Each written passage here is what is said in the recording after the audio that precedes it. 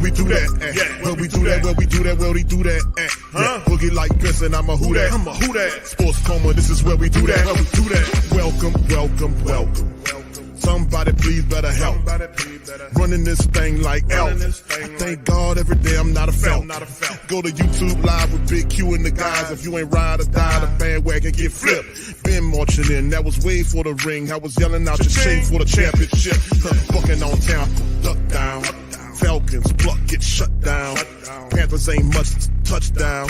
The vision really belong to us now. So much hate on the Saints, you could probably tell. Ever since Bounty Gate hit the NFL, when things seem fishy and you probably smell the crooked referees on Roger Goodell. Yeah, bugging like this and I'm a who that. Every day I'm living, I'm a who that. Lose or winning, I'm a who that. It's the Sports Coma, this is where we do that. Where we do that at. Where we do that at. Where we do that, where we do that, where we do that at. Boogie like Benson, I'm a who that. It's the Sports Coma, this is where we do that. You're listening to the Sports Coma with Big Q and the guys on the PRO Media Network.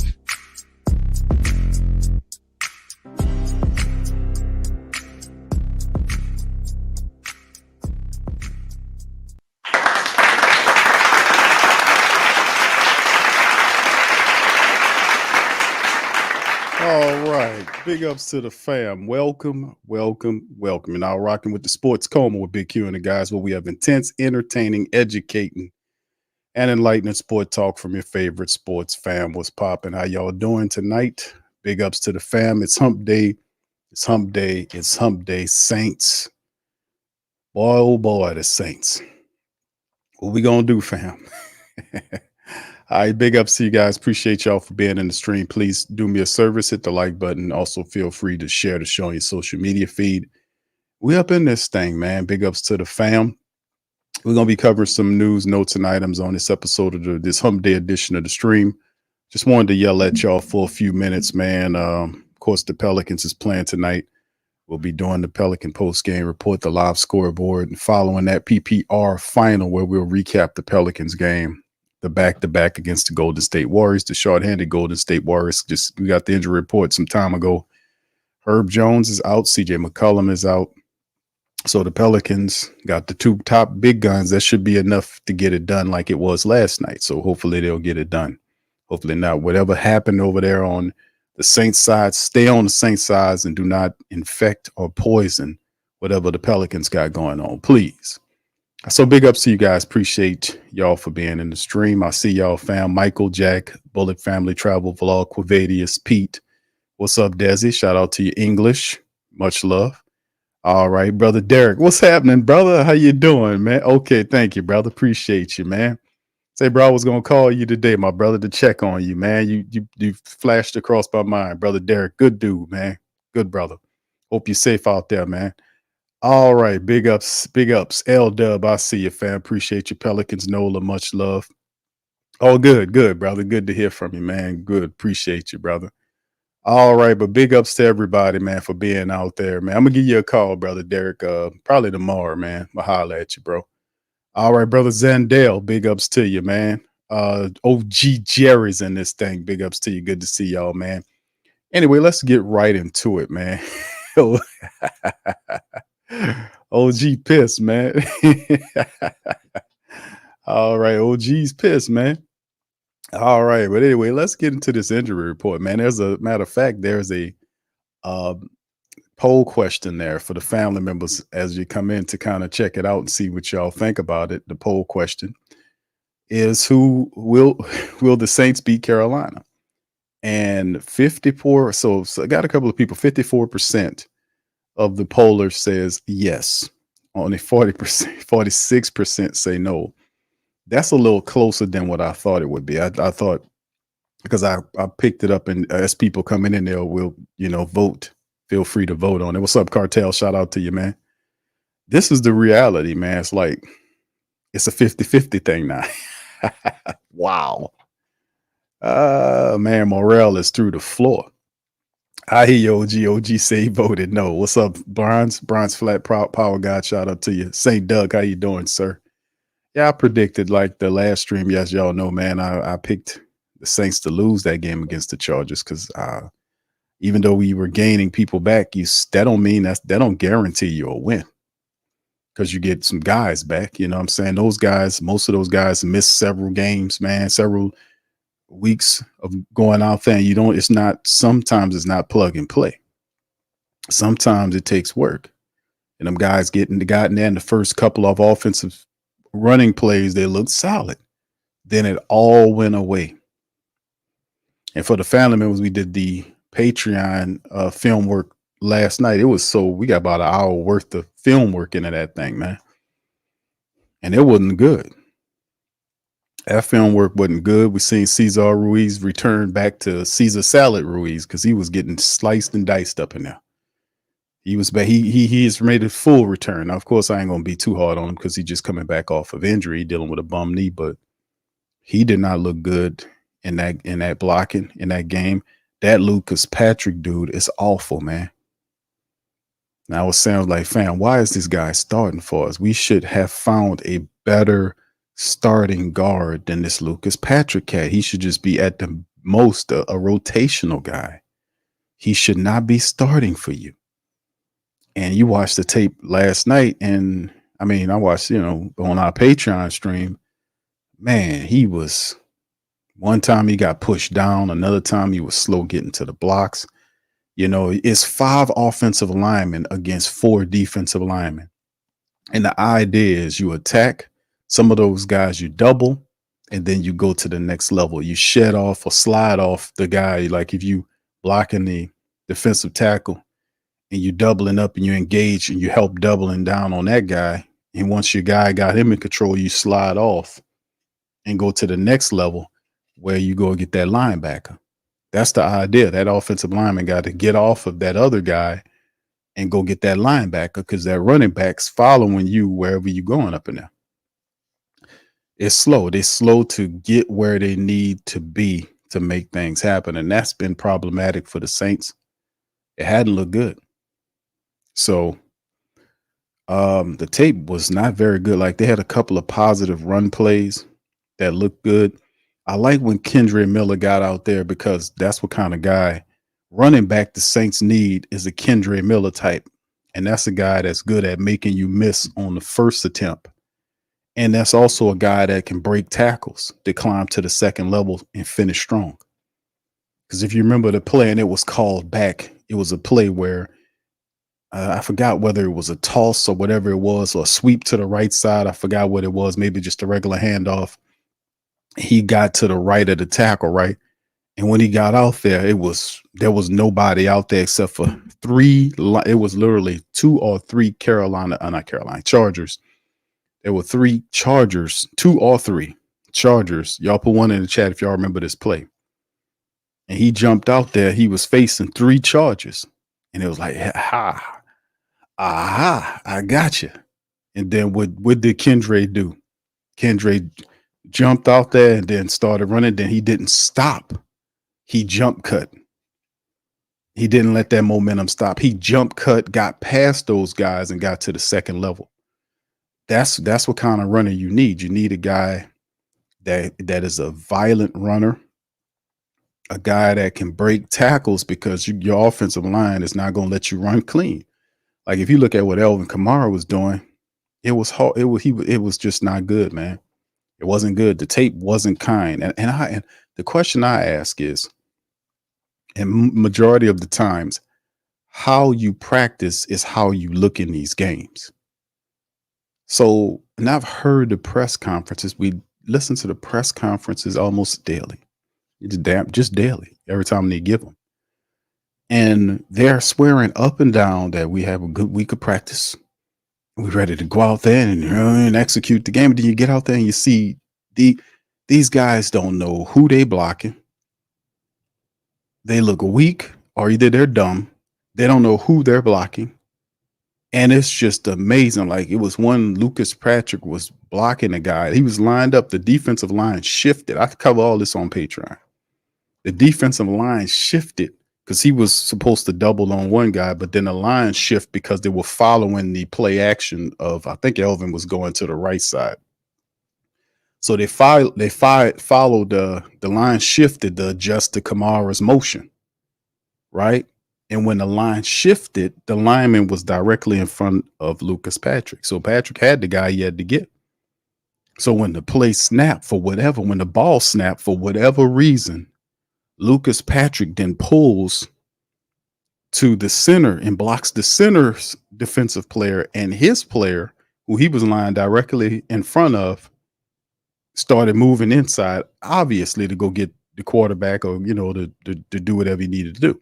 And then right after he put his hands on the other guy's defender, he then turns around and said, hold on, I forgot about this. It's just, how do you do that? How are you guys doing this? We're like, well, how many weeks in now? And these guys don't know who. I can understand you being hurt, but not knowing who you have to block is ridiculous, man. And we've seen so much film that I've been talking about week after week over the last 5-6 games about how the Saints defensive line, whether they're starters or reserves, these guys don't know who to block. And if they're blocking guys, they're getting there late.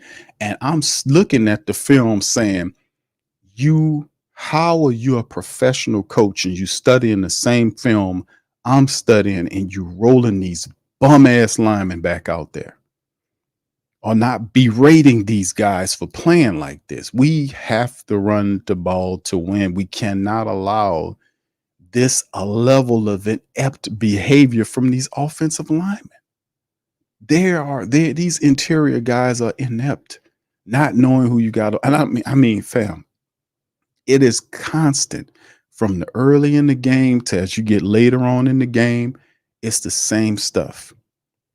It's the same stuff over and over. They don't know who they blocking. They slow to the party.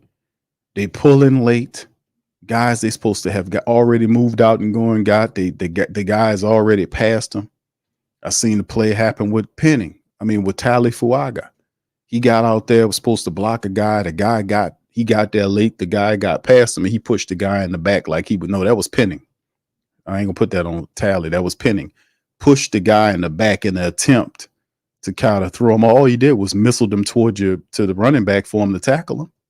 So, I mean, I don't understand what they're looking at is what I'm saying. I don't get it. You studied the all 22. It's showing you how bad these guys, and Lucas Patrick is definitely, after this game, watching the film on Lucas Patrick is not a starter. He shouldn't be anybody's starter. That guy is a reserve. He looked good early on in the season, but I told you it's like a couple of games you get the most. These are backup guys. These are not starting. Offensive linemen are made differently. They got guys that are starters and they got guys that are part-time starters, a reserve, a guy that goes in when the starting guy is hurt. And then when the starting guy is not hurt anymore, that other guy go sit your ass on the bench because you can't do it like the starters. They're not all created equally. Isn't that obvious? I mean, it's the film. I don't get that, man. I really don't. But anyway, let's look at this injury report, fam. 14 Saints on the Wednesday injury report. It's the first injury report for the Saints and Panthers this week. It's the first injury report this week between the two teams. And as you can see, the Saints, Marshawn Lattimore's DNP with a hamstring issue. Tyrann Mathieu has an illness. Bub Means has an ankle issue. Kendre Miller has a hamstring issue. Rico Payton is having a back issue. Cedric Wilson Jr. needs to be cut. I'm telling you, man, why is Cedric Wilson still on this team? I mean, this guy, just think about Cedric Wilson was the guy that was supposed to replace Mike Thomas. Y'all do realize that, right? You're like, oh, that's asinine, Q. I'm not telling you that's not what I did. I'm telling you what they said. They picked this guy up to go in the wide receiver core to replace Michael Thomas. And this guy hasn't done anything. Nah, he hadn't done anything. Why is Cedric Wilson Jr. and Ali Udo still on this team? Why are they still taking up space on this team? They cut Jordan Mims and put Mims in the street. Now he came back. They put him on the he cleared waivers and they signed him on the practice squad. But I could have told you who to cut. You put Cedric Wilson in the street and find a better wide receiver. I mean, he ain't cutting it, man. And I think they gave that dude a 2-year contract. Matter of fact, they did. Why that just hits me? I'm talking about injury report. I'm like, man, why is this dude still on this team? If you in the midst of a losing streak and you looking for some spots to free up for some guys that can try to help you win something, man, that dude got a 2-year contract. I'm saying I remember covering this story, and the Saints signed him to a 2-year deal. I want to say, hold on, fam, let me make sure. But I'm going off of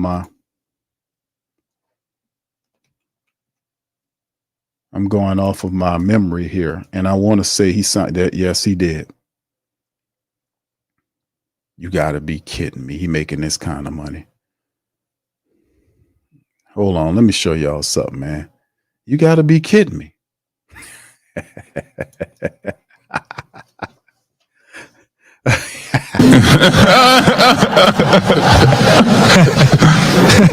Oh my goodness, come on, man. How they paying this man $5 million for what? Hey, this Cedric Wilson Jr., man. This contract, he had a 2-year deal with the Saints. 1.3 this year and 2.7 next year. Got a $500,000 signing bonus. Why?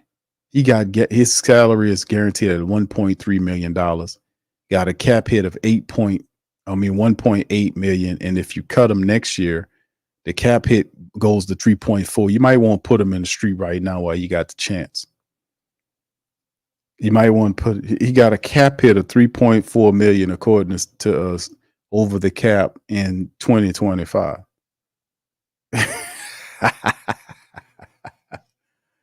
Why? Why, Gina? Why? Derek Carr, oblique, limited. Jawan Johnson, shoulder, limited. Elvin Kamara, limited. Kool-Aid McKinstry got a hamstring, limited. Nick Saldiveri, man. He basically a rookie, didn't play at all last year. He was hurt all last year, but Kendre Miller's the problem. It's funny how that works. Funny how's that work? Kendre Miller from Dennis Allen gets all that smoke. Well, we need the player to play. Oh, we need the player to play, but doesn't say anything about Nick Saldiveri. Doesn't say anything about Saldiveri. He can't stay healthy. How's that work? Jamal Williams groin. Shane Lemieux. Oh, no, not him. Shane Lemieux rhymes with LePew. The guy, I'm sorry, man. Lemieux he reminds me of Pepe Le Pew.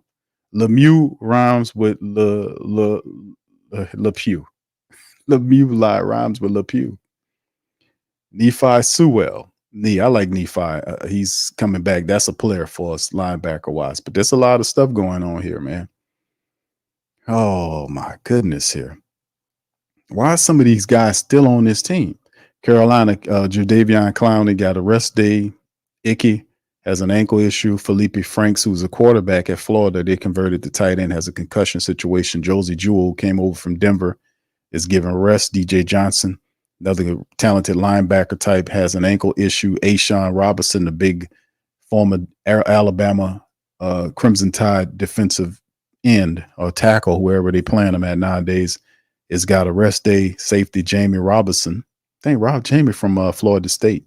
DMP. Tommy Tremble, the tight end, is DMP. Adam Thielen dealing with a hamstring issue. He's limited. Brooks, the Texas running backs, fully practiced. Jaden Crumity, defensive tackle, fully practiced. Andy Dalton has a right thumb issue, but he's good to go. Jordan Fuller, fully practiced. Nijman, knee, fully practiced. And DJ Wonnum, fully practiced. So there you go, as far as that concerned. But this is some of the stuff that's going down on the injury list, fam. Like I said, we just want them to get healthy, but at the same time, getting these guys back healthy don't mean nothing unless these guys can execute and do what they're supposed to do. That's the bottom line, All right, let's move to the next one, man. Transaction alert. This happened the other day, fam. The Saints executive VP and general manager, oh, hold on now. Mickey Loomis announced today that the club has signed defensive back Trey Herndon and running back Jordan Mims to the practice squad and terminated the practice squad contract of center Sincere Haynesworth. They also bring back Jacob Cabody, which was a good move too, bringing him back because that's the type of runner you're going to kind of need to have when the Saints offensive line is struggling. He's a tough running back, and that's why you got to focus on your north-south runners. But Kendre Miller jumped ahead of Jamal Williams in the running back rotation. Did y'all notice that? He moved right on ahead of Jamal Williams. Now that he's hurt, Jamal Williams they have not, and it's a shame. It has been a joke how the Saints have brought Jamal Williams in here and have not been able to figure a proper role for Jamal Williams in the Saints offense. He can get 17 touchdowns 3 years ago for one team, but what, 3 touchdowns since he's been here, if that? Less than 3 touchdowns since he's been here. They don't know how to use him. A north-south power runner. They don't know how to use them. And it probably won't work anyway because the Saints can't block. So, Taysom jumps ahead of Jamal Williams, and Jamal was supposed to be the complement for Alvin Kamara. Boy, this has not worked well. $3 million that Jamal is making this year and $3 million next year. The Saints, if they put him in or decide to release him at the end of the year, it'll cost them $4.6 million in cap hit. And then the dead money on them is almost $7 million. And it just keeps selling itself. It's amazing to me how these guys don't know how to get some of these guys. And these are good players. They just don't know how to get them involved. Herndon, 5'11", 185, originally signed as an undrafted free agent by Jacksonville in 2018 out of Vanderbilt over 6 years. He's played in 83 regular season games, 34 starts for the Jags, and the career totals of 233, 180 solo on the tackles, 1 sack, 3 interceptions, 32 pass breakups, 2 forced fumbles, 1 fumble recovery, and 10 special team stops. He played in 16 regular season games and 4 starts for the Jags, 45 tackles, 1 fumble, forced fumble, 9 pass breakups, 1 special team stop. And that's him. 5'11", 185, 6-year veteran cornerback on the practice squad. And Marshawn Lattimore is dealing with a hamstring issue. He is on the injury. He is on the injury report. So he got a hamstring issue. Kool-Aid McKinstry has an issue as well. The Saints, this could be a bit of foreshadowing.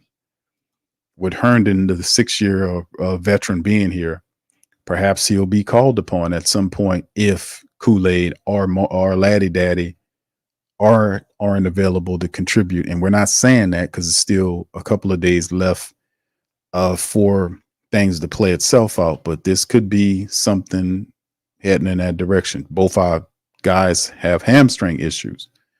Paulson Adebo's out for the year. Got hamstring with Laddie, hamstring with Kool-Aid. It's just something to watch out for. And of course, Jordan Mims, we talk about Jordan Mims all the time. He tore it up in training camp, tore it up in preseason. Can't even see the field. Can't even get to the field.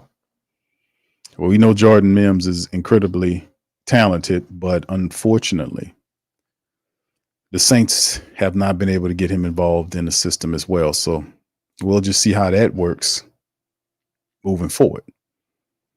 All right. So anyway, man, before I get to this dude here, once again, the body language it's so ridiculous. This is not how you.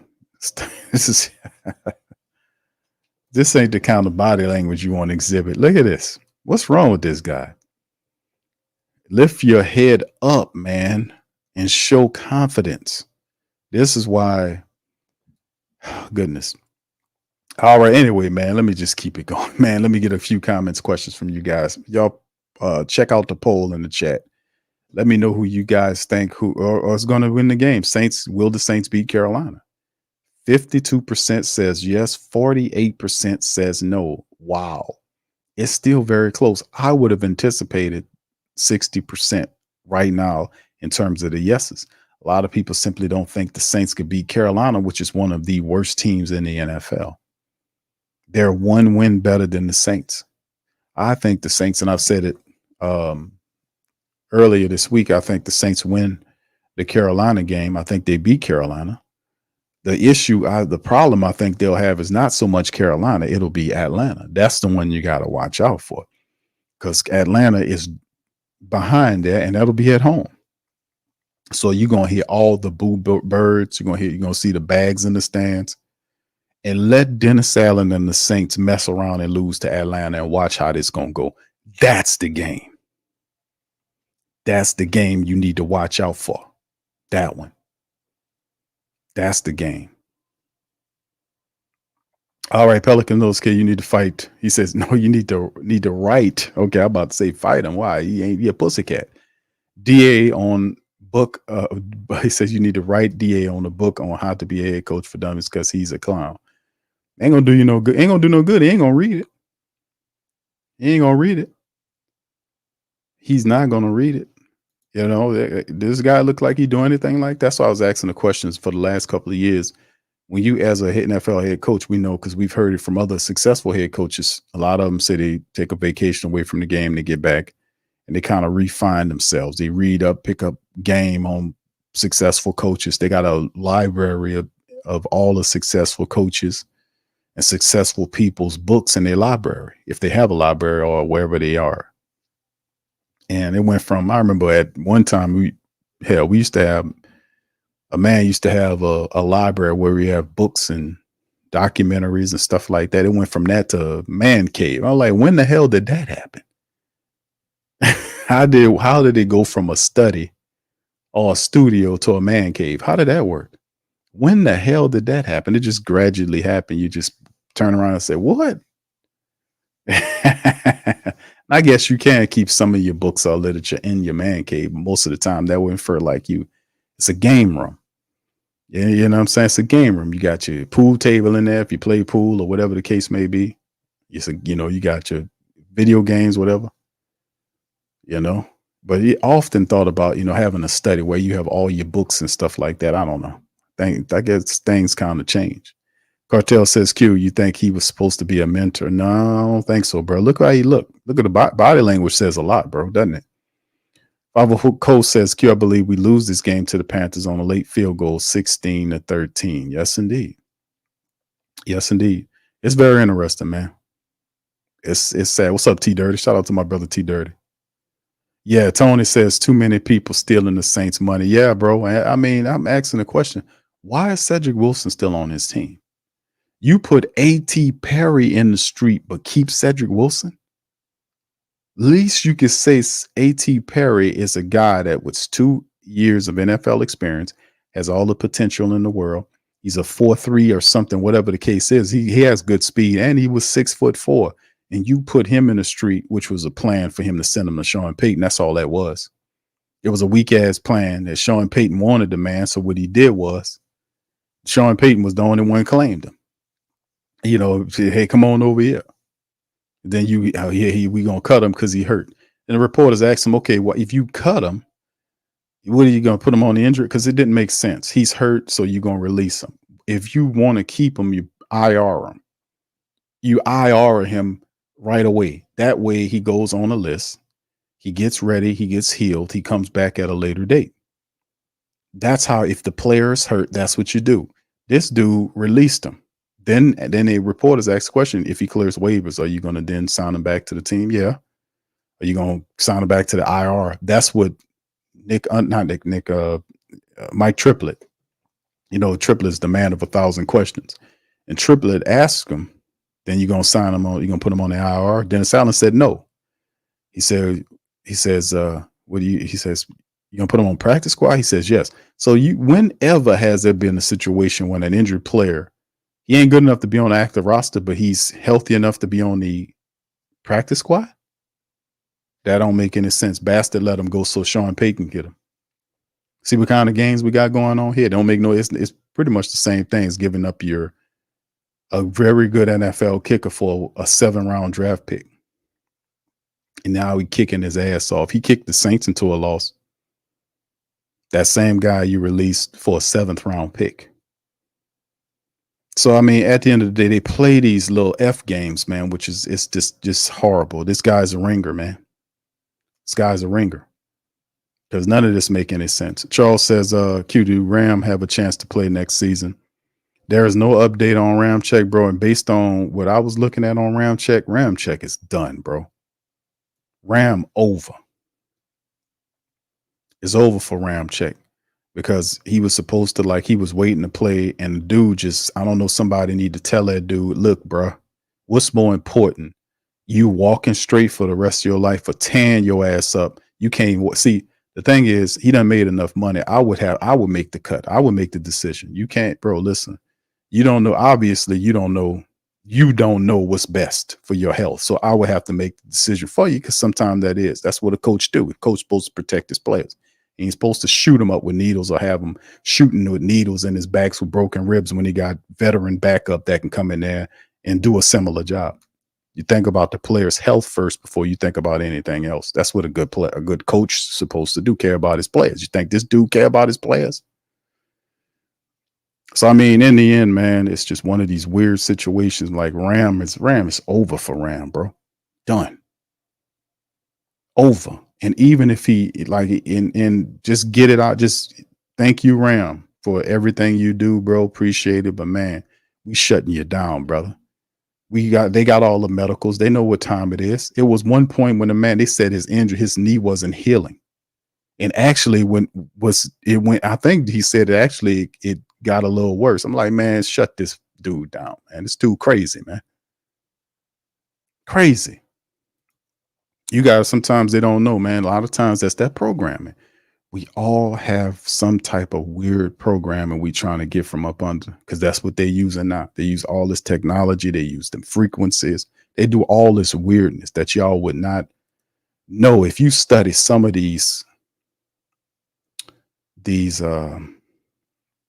what you call them, these declassified experiments. You thinking Tuskegee was something they was doing for 50 years. They was doing it to the Latino Hispanic people a year or two prior and got caught. I'm gonna have to whoop your mind up. Come on over to On Q. We're gonna talk this weekend, man. We're gonna talk on some real shit this weekend. Let me trip you out on some shit to let you know what they trying to do. They trying to do any and everything to force you into a pocket somewhere, to make you think a certain kind of way. They're violating all kind of laws and rules of the universe, trying to trip you out. Well, that's amazing, man. But when you know history, man, it shuts all that bullshit down. But it's always new waves of it that they try to do every time. That's why people so cat shit crazy now, man. Cat shit crazy. Pulled here, pulled that. They got them fighting with their family. All this bullshit. I seen these people, these political parties are the worst. They will destroy marriages, families, so these bastards can get their criminals in there so they can do whatever they got to do. It's amazing to me. And the people don't know what they're doing. They don't know the techniques. They don't know the tactics. They just, most of the time, they just believe what they're saying. They don't know. They don't know. And many times you can't tell them. All you can do is say, hey, man, you know what? Research. That's all I can say, because I ain't going to sway you. I'm just telling you, go look it up for yourself. That's how you gain clarity.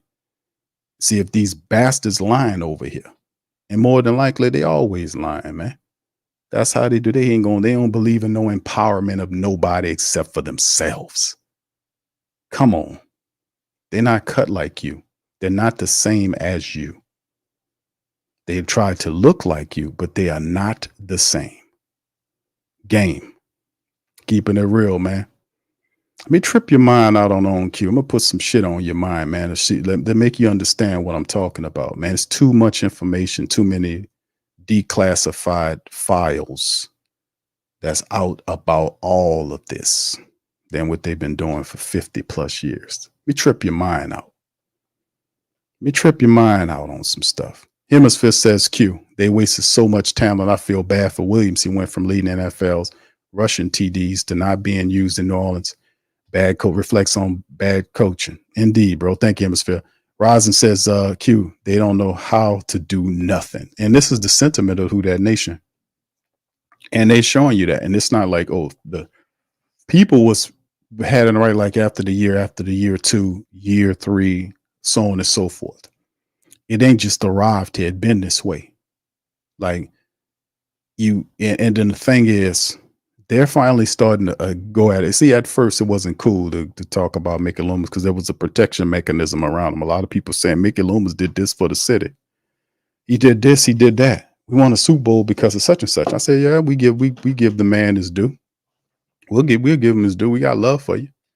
But what have you done lately? You're living off of old stuff, man.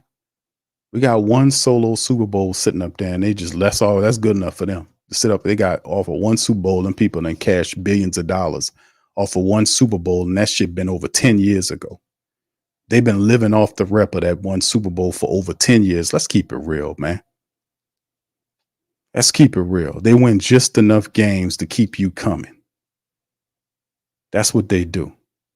They not mentioning no Super Bowls, and they ain't talking about no championship. This guy on the screen never once said the Saints that we gonna win the Super Bowl. We gonna go there. We gonna do it. It didn't even come out of the mouth of the head coach, man. Shit. Let's keep it real. And look at this dude standing up here like a whip dog, man. Like a whip ass dog.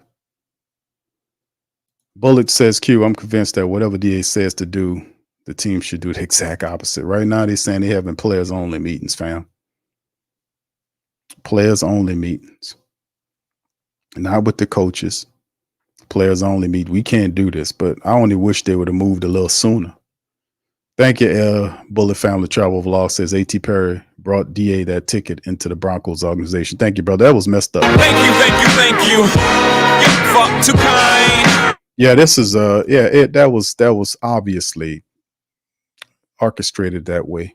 You know, I mean, it didn't make any sense. And usually when you see that, you just look at the breadcrumbs, man. That defied logic that you would keep a guy like Cedric Wilson Jr. on this team. And Cedric Wilson Jr. ain't doing nothing. No disrespect to Cedric Wilson, but he had zero impact. He has zero impact on what the Saints are doing. And we're almost dead center of the NFL season. A.T. Perry has zero impact on what the Saints are doing. Zero. But I mean, Cedric Wilson. But A.T. Perry is a guy that had potential, but Cedric Wilson ain't doing shit. He was supposed to be the veteran that came in here and stabilized the Saints wide receiver room. He's supposed to be the sure catch guy. That man ain't do shit, man. He ain't do shit. He has no impact on the game. But we're going to put A.T. Perry in the street. Then blame it on injury. Fuss at, what's his name? Kendre Miller. Because he keep having hamstring issues, but don't say nothing about Nick Saldiveri. Who was, when he was in there, he wasn't doing shit. He a rookie. Basically, he missed all of last year with injury. And he's finally here learning for the first time, but we don't talk about him. He missed all last year. But we don't say nothing about Saldiveri. How's that work? Picks and chooses, baby. Picks and chooses. Yeah, I know. Real Spill Wild says Loomis is the problem. Q, I've been saying that now for some time, brother. It's been more than a couple years now that I've been saying that about Mickey Loomis, brother. Yeah, Real Spill. Yeah, that's Real Spill. Real Spill Wiles. Yeah. Yeah, you talking real. That's been more than a couple years now. I've been saying that about Mickey Loomis. I started exposing Mickey Loomis. He operating off the rep of Sean Payton. Sean Payton, what he did. Sean Payton told him to get this player, do that. And Mickey Loomis is responsible for a lot of what's going on. Is the majority responsible for everything. He's responsible for a bad hire with Dennis Allen as opposed to getting rid of Dennis Allen and getting somebody here to save the season. He is being arrogant, just like he is. He's a fake employee elitist.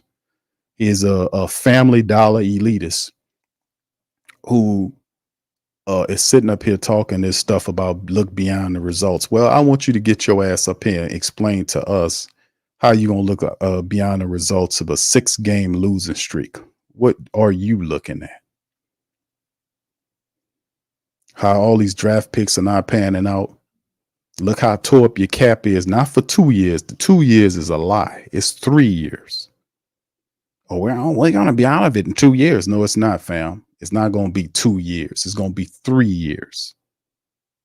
3 years of cap hell.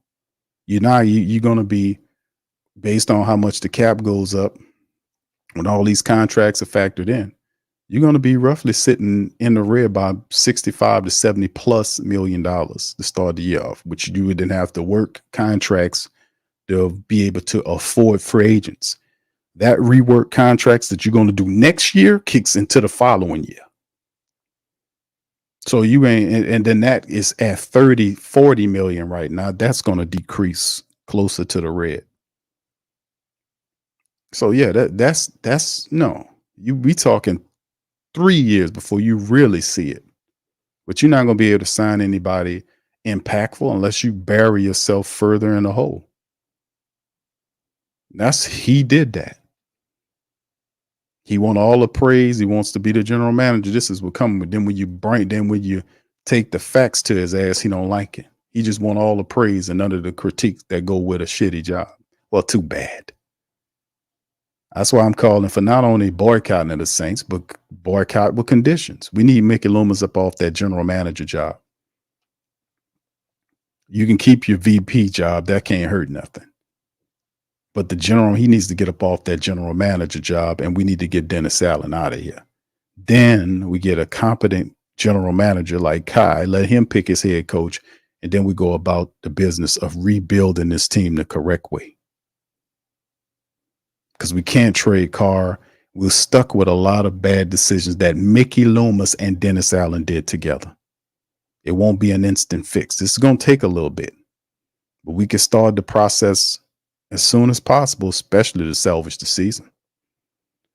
Anyway, let's get to this buffoon here. I ain't going to play all this, man, because I really don't want to hear his mouth. It's just disgusting.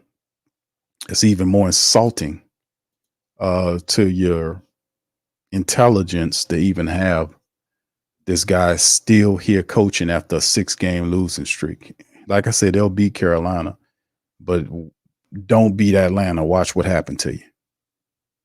That's y'all put one in the chat if y'all can. I ain't gonna play too much of it. All right, guys. So start of the week practice, getting ready for Carolina. I know you guys are going to ask me. I mean, Derek, participated in practice. We had him on a little bit of a pitch count today, but he did well. And I think signs are optimistic for the weekend. Will JP the backup when Derek's back? Yeah, that's probably the direction that we're gonna go. Yeah. What do you all evaluate on Derek? Like, is it just his mobility or his ability as far as like? Yeah, I think it's really just about how he looks out here in practice and how he throws the football and how he feels in doing that. And like I said, he's been feeling much better each and every day and looked good out there today. So I'm really encouraged by what I saw today. Thanks. It's time for Chris to wear a Guardian cap first in Disney. Say it again. It's time for Chris Lobby to wear a Guardian cap. I think that's still part of the discussion. So Derek's range of motion is where you guys feel like it needs to be at the comfort level. All right. Professor, shout out to y'all dropping this in there. Jeff Duncan said Dennis Allen's making $7 million a year and has 2 years left on a 5-year contract. 2 years, he won't make it. And they hid this. This is a contract that was hidden because a lot of the details was suppressed. And the Pelicans did the same thing, ran by the same people. They did it with Willie Green. They had a secret signing of an extension that was done in November of last year and wasn't reported until April of the following year. So you talking, 6 months before they just let it leak out for one day and then didn't even let the reporters ask any questions about the contract. They wouldn't even let them ask about it. The reason why they suppressed the contract data for a long time was because Dennis Allen's not worth this kind of money. You don't give him no 5-year deal or nothing like this for this clown ass coach. No disrespectful, man, but I'm gonna call you what y'all, dude. You got team talking about players only meeting after 6 straight losing, which is that's loser talk. We tired of being losers. And like I said before, so there was that we good. That's good that you are tired of being losers. We've been tired. Welcome to the goddamn party. Welcome to understanding. Welcome to the real world. Welcome out of the matrix into the land of the real, or the realm of the real, whatever or Morpheus said.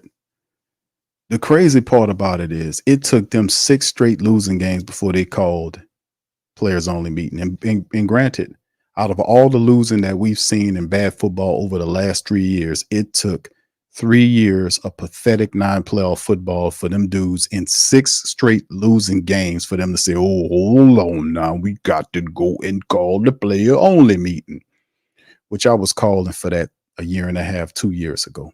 Where are all the player only meetings at? Where are the players at? But you had Tyrann Mathieu. Oh, Dennis Allen is the fun coach. This dude is if Dennis Allen is the Fresh Prince, that dude is Jazzy Jeff. If Dennis Allen is Chuck D, that guy's Flavor Flav. He out there bipping and bopping. Oh, he's the fun coach. Man, get out of here with that bullshit, man. Demario Davis the same way. Sit up here standing next to this dude, and this dude tearing up the team, losing, backstabbing people and all. It was part of the Bible's dad, DeMario. You see this guy, the stuff that he did with Spencer Rattler, buffer Jake Hayner between him and Carr. So that Rattler, man, I'm not even, come on, bro. What part of the Bible is that, bro? I thought you're supposed to bring light to darkness, bring the light of truth in there, man. Come on, bro. Well, all these people that's supposed to be, these dudes is collecting checks, man. It shouldn't take you 6 games of losing before you talk about player only meetings. 6 games? And they reported felt like losers, really? So you didn't feel that way when you was 5 straight effing losses, or 4 straight losses, or 3 losses. No, we was only partial losers then. Now we full-time losers now. Bucking and every damn thing. Get out of here, bullshit, man. Come on, man. Let's keep it all the way funky. If we're going to talk real, let's talk all the way real. These guys aren't serious about winning. These are check collecting ass people. 6 games before you decide to call team only meetings to stop the bleeding. Of Dennis Allen telling y'all, we just going to ignore the noise and keep playing. You got holes in your boat. The noise is you can hear water flushing coming into the ship. Just ignore the holes in your boat. We just keep on plodding the line. Just sooner or later, they all in the water. The crocodiles having meets with the crocodiles. It's just crazy, man. The stupidity of it all is so embarrassing. And then it's time wasting. It's a time wasting exercise. This man isn't an NFL coach. He's not. We've seen it for some time. He doesn't behave like it. He's a backstabber. He throws his players under the bus. He lacks a great deal of accountability, attention to detail. He's not a motivator. This guy is not it. He's a good defensive coordinator, but he is not head coach material. And the only reason he's where he is because Sean Payton, Mickey Loomis, and the good old boy circle gave him a job that he did not deserve. He did not deserve to be nobody's head coach. He really didn't. And for my mind, I don't understand why Flores, who drew lawsuits out on Miami and these other teams, why they ain't put the Saints in there, because the Saints did the same shit. They did a whole mock fake ass hiring cycle only to turn around and go back to Dennis Allen. It was all fake and contrived. This is and the thing is, that's why you hide them. Thank you, Professor. That's why you hide that contract. Because if you would have told us that initially, it would have been outraged. That's why you had to suppress it. Man. But guess what? It ain't gonna make no difference. Because Mickey Loomis won't play with us. I ain't gonna play with you. I'm just gonna put that money right where it belongs, in my pocket. That's what I'm gonna do. You can keep that merch. Keep them fucking tailgates. And them free crawfish that they like to get out to suck you in down at them training camp, you can keep all that bullshit. You keep all that. You keep them tickets. You keep them high ass nachos and that high ass beer. You keep that $25 to park all that bull. You keep all that, playboy. Matter of fact, rip out your checkbook and write the check for all these people that's about to come up off the Saints. It's time for exercising the power, man. Everywhere. We not playing this nowhere. You ain't gonna back us down into some bullshit like, I'm running the team, and then come out and insult the people. Oh, they're not qualified. They're not qualified. Yeah, it's that lazy thing to do. You see in his face when he was bucking, when he got upset. That's how he think. This dude is an employee style Dollar General ass elitist. Shit, Gail don't even act like that. She got all the money. She ain't running around telling people they're not qualified. Lausch is not doing that. Who the hell this guy think he is? Oh, you don't know who you are? Allow the Who Dat Nation and the Great Saint Think Tank to let you know what your role's gonna be. Watch this. We about to see, y'all, we at the precipice. Watch this. This will be history here. Watch this, because we at an interval right now. They've been doing this for 20-something odd years. They've been sitting up there fat and greedy, trying to keep things the same and bank out whether they win, lose, or not. We just gonna keep collecting the same shit, regardless of if, whatever we do, they just gonna live with it, man. Watch this. Watch this. They're gonna still have some marks, chumps, morons, idiots, and simpletons that's gonna violate and go and do it, but they don't count anyway. These people, they don't understand they being disrespected, and they probably getting kicked in the ass in their own personal life, and that's just par for the course for them. So let them go do what they do. At the end of the day, the great, vast thinking people are not going to tolerate disrespect from some Dollar Tree ass fake employee elitist talking smack to the people like he got the game plan. Hell out of here. Marley Mall says, Q, was Cam Jordan cooning for DA2? I don't know. It's Cam. I got to give Cam some credit. I mean, he might have been doing a little cooning, but at the end of the day, bro, I mean, he spoke out. He spoke out too. He ain't speak out as much as Marshawn or Elvin or Michael Thomas.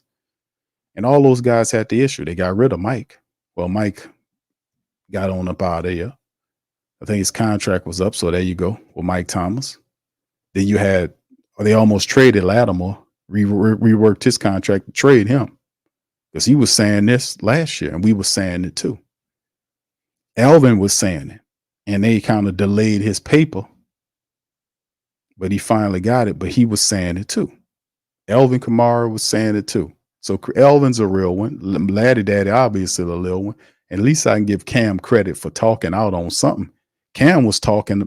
Cam was closer to the line, but at the same time, Cam was talking out. The other dudes I mentioned wasn't saying nothing, man. The ship falling through the flow. And not at the team captains, because the team captains, the report said team captains. The team captains are Demario Davis, Tyrann Mathieu, Cam Jordan, so on and so forth. You know who the team captains are. You didn't? But at the same, like I said, man, all these other dudes wasn't saying nothing. They wasn't saying nothing.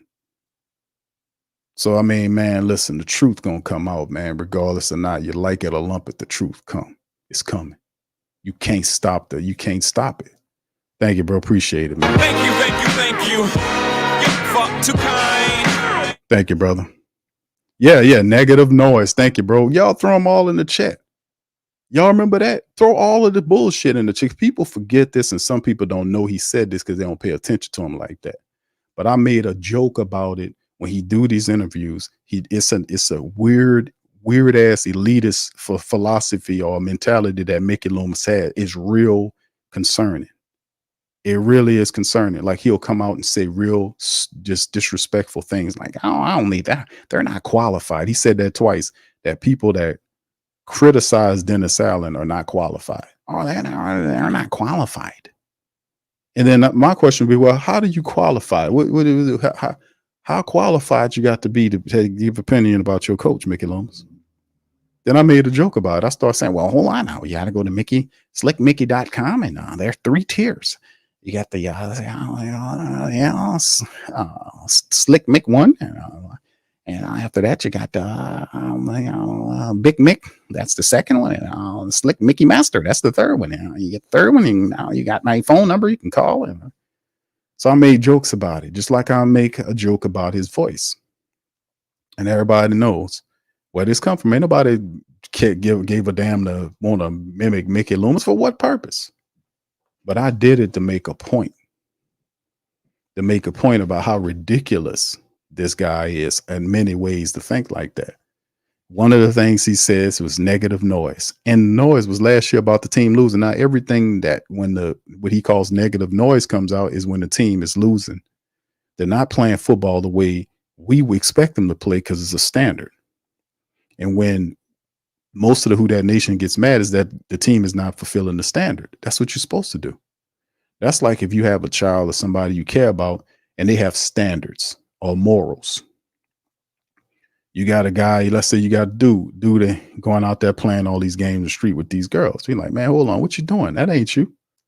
What you doing? You know, it's morals to some people don't have no morals, fam. Let's just keep it a buck. Whatever goes is goes. You know, them type of people, they got a terrible life, man. Because karma's a B. Divine principle and laws is a B. You think you can tear up somebody's shit and like some of these girls will run around and sleep with married men and then turn around and talk about they want a man to do it? You crazy. You crazy. You know, it don't work like that. Whatever you do to people, it'll come back to you. So whatever you do, whatever positive stuff you done is going to be undone. You got divine justice to pay. And don't be surprised that all the shit that you did don't come crashing down. All the stuff that you value is ripped away from you. Divine law, regardless of what you try to do to keep it, it'll be taken from you because you have a debt to pay. You got a debt to pay. It's consequences for your actions is what I'm saying. Same thing with these crazy ass guys out here running around here trying to do all this crazy. Listen to these fools on these movies and all this stuff about this, that, and the third. Man, this is spiritual. A lot of stuff around people listening to it. They're doing all this other stuff trying to tell you about, man, how people talking about mental health and they don't add spiritual component to it. A lot of times people feeling separated. You're not really separated, but they feeling separated because they ain't got no spiritual ties. You got to lock in and develop a relationship with the creator. This is real. This ain't gobbledygook. That's why people feeling depressed, suppressed, and oppressed. There's a condition called depression. Well, what's pressing on you? What are you feeling? What is holding you down? What is oppressing you or suppressing you? What's going on here? Fam, I'm telling you, it's deeper than that. But at the same time, man, it's just a bunch of bullshit, man. Craziness, man. And this guy is a part of it. This crazy bullshit that Mickey Loomis and all the Saint stuff is just out of hand, man. It's out of hand. Look beyond the results. Look beyond the results. You're not qualified. It's clear. It's you're unsophisticated. He said that one. Called people unsophisticated. He called it saying it's just lazy. Lazy to look. Yeah, anybody. It's just look beyond. It's lazy. And then that's not even the worst part. We know Mickey Loomis is an idiot.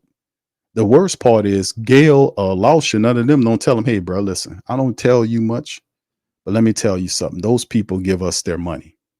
Without them giving us their money, you wouldn't be able to sit your ass up here and feel uppity like that.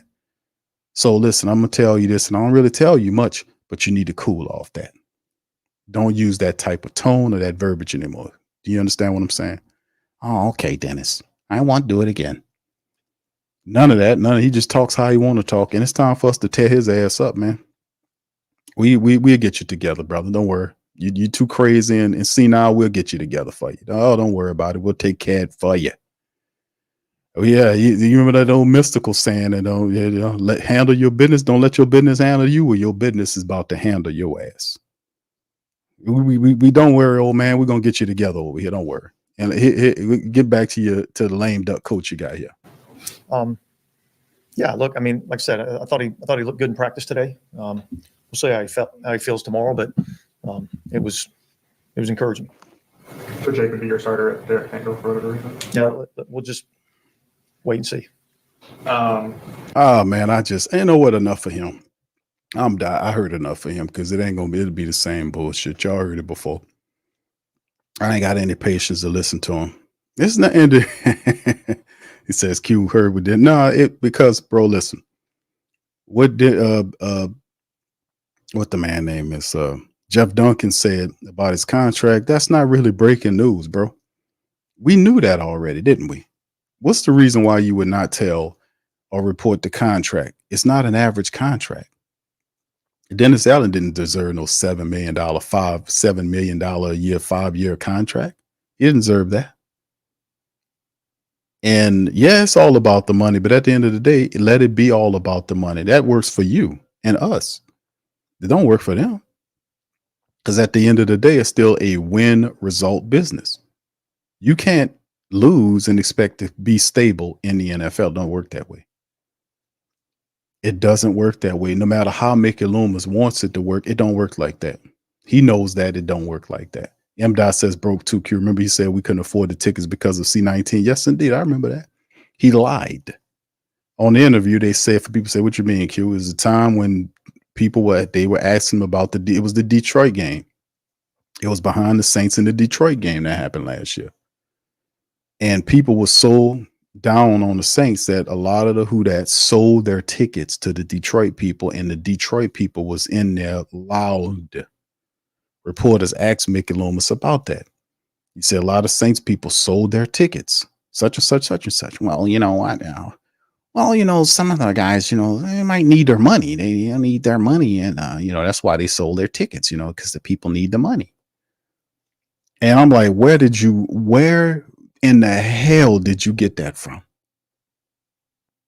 It's just a lying old fool. Just a lying old fool. You would literally just tell outright lie that the people sold their tickets to the Detroit Lions peoples in the dome because they needed the money. If they needed the money, you idiot, they wouldn't have been in the game. They wouldn't have had season tickets, period. If they needed the money, they would have not had the tickets or the seats at all and would have done something else with the money. They wouldn't be ticket holders or season ticket holders with seats in this for every Saints game if they needed the money. But he just grabbed that and lied. But anything, any narrative that doesn't fit the narrative that he's pushing, oh, I don't want to hear that. That's no. Just literally created a lie out of left field somewhere. Just like that's like this guy here crazy. This guy just lied his ass off. Where did you pull that from? Just lied. Well, they needed their tickets. Who told you that? Did all of them tell you that?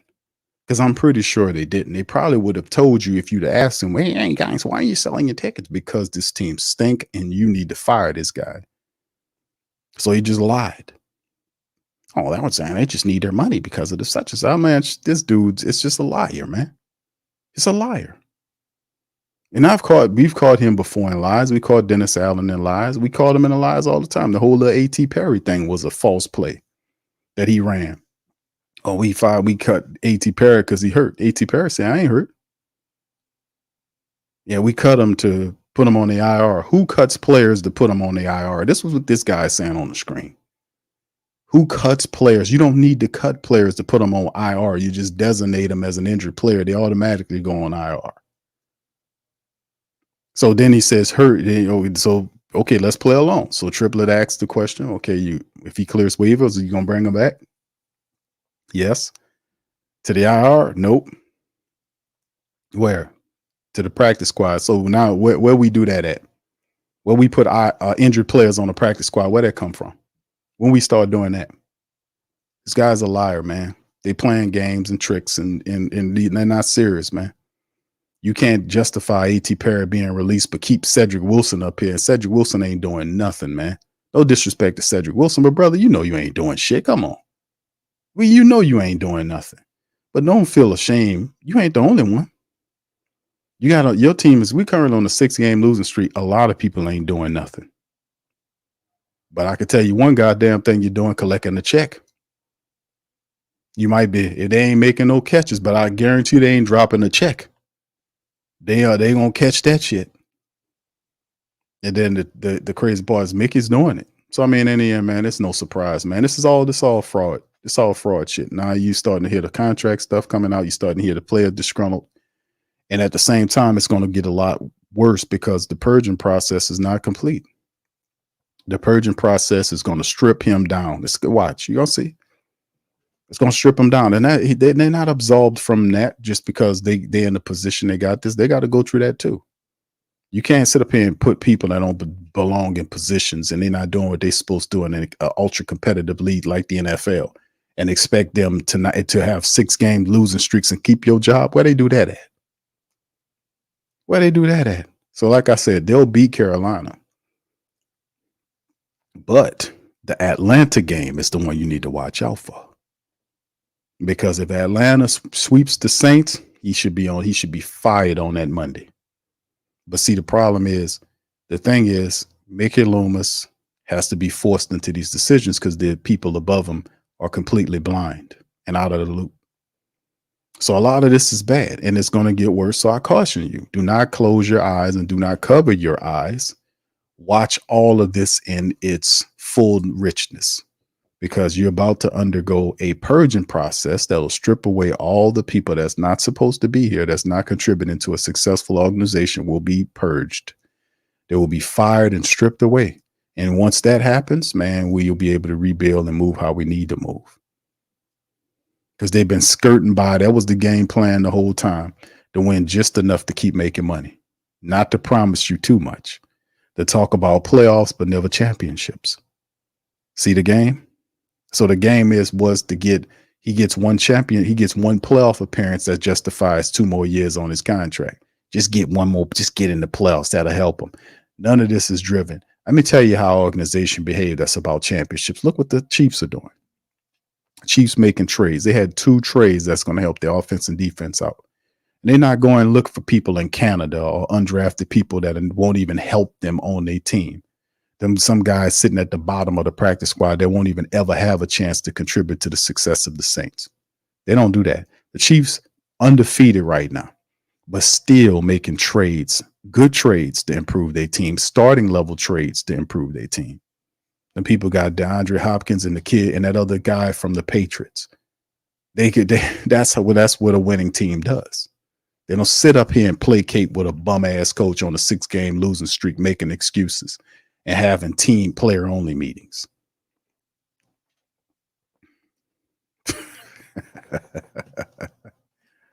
And a lying ass general manager. Oh, they needed the money. That's why they sold their tickets. Oh, I know. That's what happened. And we understand it's tough. And I understand your guys are mad. But we gotta understand. We gotta look beyond the results.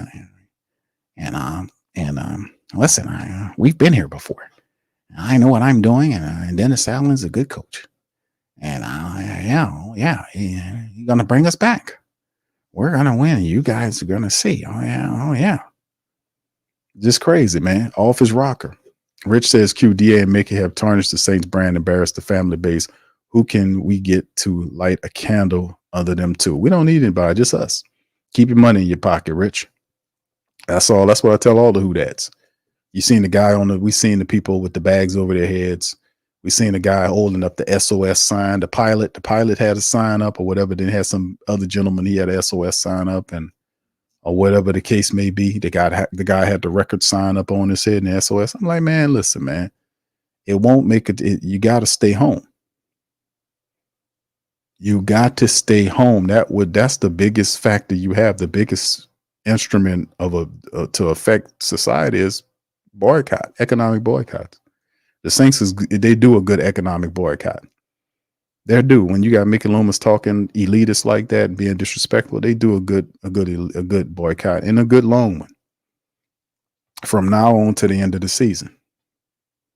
That's what you do. And if they start winning games, then cool. But you still don't go back down there until they do something like get to the playoffs. Then you show up.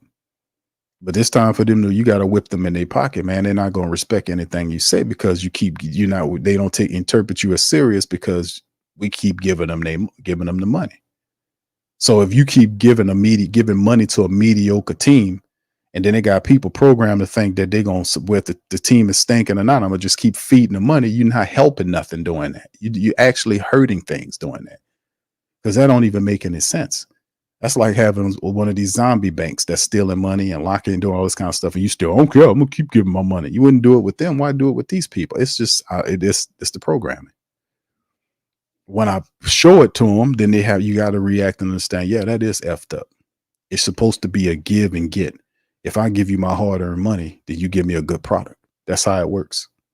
That's the Saints equivalent. It's like you paying them your hard-earned money. They're giving you a blender that don't work. And you're like, man, what the hell is this? What am I supposed to do with this? Well, you keep it. It got a Saint symbol on it.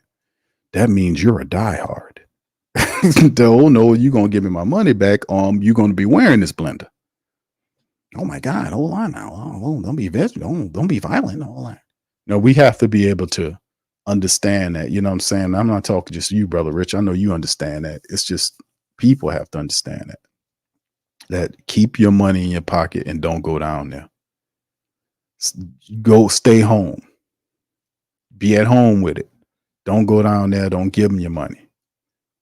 I ain't just talking because if you don't pay tickets, that ties into everything. They hit you 5 ways when you get down there. You got to pay for parking. You got to pay, not only pay for the tickets, that just gets you in the dough. But before you can get there, you got to pay $20-something, $9, $25, whatever it is to park. That's the source of money. They get all that. The ticket money. Then when you get in there, they don't want you to bring no food in there. So you got to buy all that high ass food up in there, which is double marked up. So that's expensive. You got to grip. You come out of there, they got to grip off your ass. You're going to get thirsty sitting in there for a couple hours. So here goes some beer. That's high. The soda pop, that's high. Everything high. The nachos is $20-something. And you bring children in there with you, man. You coming out of there spending $500-$600 coming out of there if you're lucky. Every Sunday. Coming out of that $500-$600 to the Saints, and then you come out of there frustrated. Man, the Saints lost again. Well, that's on you. Nobody told you to go down there. We keep telling you to stay away from there. Save your money. Put it in your pocket where it belongs. You don't give it to somebody that don't deserve it. Okay, people hard-headed, man. They hard-headed. Don't you understand what they don't understand what disrespect is? These people are disrespecting you. Stop going your ass down there. Thank you, Brother Rich. Appreciate it, man. Thank you. You fuck too kind. Yeah, this is just one of the things, man. I'm not going to sit here and say the Saints are not going to beat the Carolina Panthers because the Carolina Panthers is one of the worst teams in the league. The Saints only one win better than the Carolina Panthers. Wrap your mind around that. And not saying that the Carolina Panthers can't beat the Saints, but I think they'll do just enough to win the game. The big game will be the following week against Atlanta, who is leading the NFC South. They're playing good football right now. And the Saints will have to actually run the football and keep Derek Carr upright and play defense and not get ran on and all this other kind of stuff that I don't even know if we'll talk about right now. But that'll be the test. The Falcons, the Saints already spotted them to win early on. They spotted them to win. Gave them that one win, so they got that tiebreak over you. And if they beat you here and they sweep you, man, no, that he shouldn't make it after that. That'll be you sitting up there looking at what? 3-7, 3-8? No. But Mickey Loomis is gonna try to hold on as long as he can because Mickey Loomis is a moron, man. I keep telling y'all that, man. Loomis is he's an idiot, man. Just keeping it real, man. I'm keeping it all the way funky, bro. Only a moron, chump, simpleton would do this kind of stuff to keep this bottom feeding ass coach over your team. He's a moron, a simpleton, a chump. He didn't even pick this guy. Sean Payton told him to hire him, and he hired him because Payton told him to. He does anything Payton tells him.